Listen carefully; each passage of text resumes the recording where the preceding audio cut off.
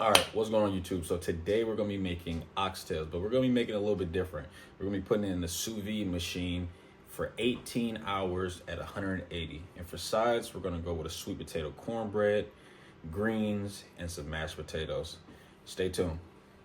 All right, now that we finished washing our oxtails, we're gonna go in with some Worcestershire sauce and make sure you season that generously. So then next we're gonna go in with the browning. After that, we're gonna add some salt, and don't be shy with this. If you ain't sneezing, it ain't seasoned. Remember that. Next up, we got pepper. I love garlic powder, so let's go ahead and add that too. Then we're gonna add some Italian herbs and butter seasoning. This will add a nice little flavor to it. Tried to keep the seasoning very simple this time, but now that we got it seasoned, let's go ahead and mix that thing up. Don't worry about getting your hands dirty. Get them dirty. Want to make sure it's massaged all the way through the meat. What?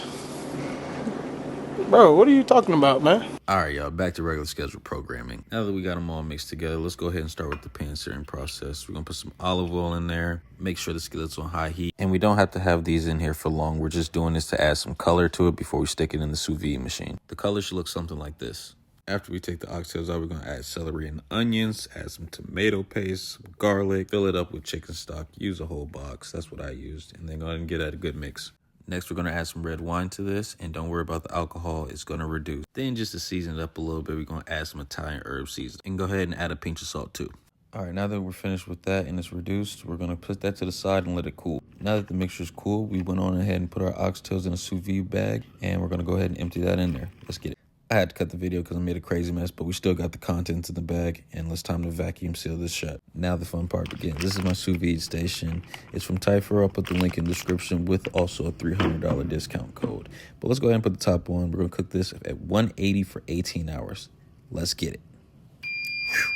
Now that that's getting a nice water bath, let's work on the other dishes. Let's start with the greens. We're going to start with chopping up an onion. I'm going to use a pressure cooker today because don't really feel like waiting.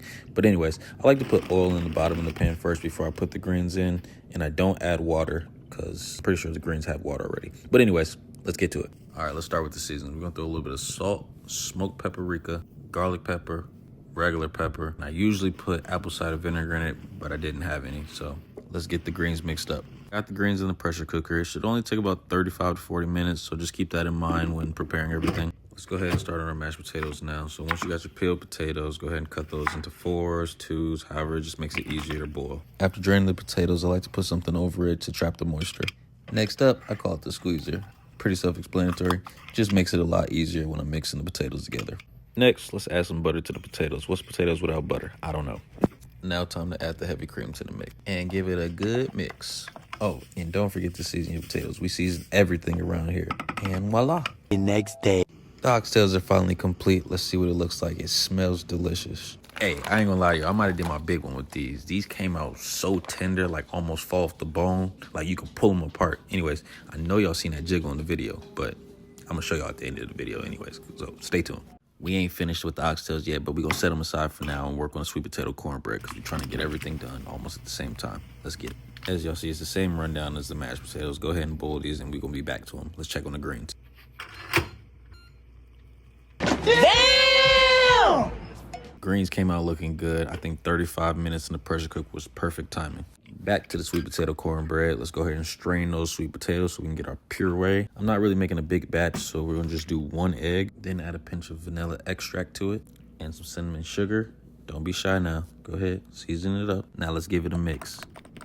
Next, we're gonna add some milk to it and then give it another mix. You have a nice consistency after that. Lastly, time to add the Jiffy cornbread mix. Only use 1 box. After you gave it a good mix, this is what you're left with. Looks pretty good. Now, time to finish with these oxtails. Let's go grab the juices from the oxtails in the sous vide bag and put it in our oil separator. You should be left with something like this. This is gonna help us make our sauce and get rid of that extra fat.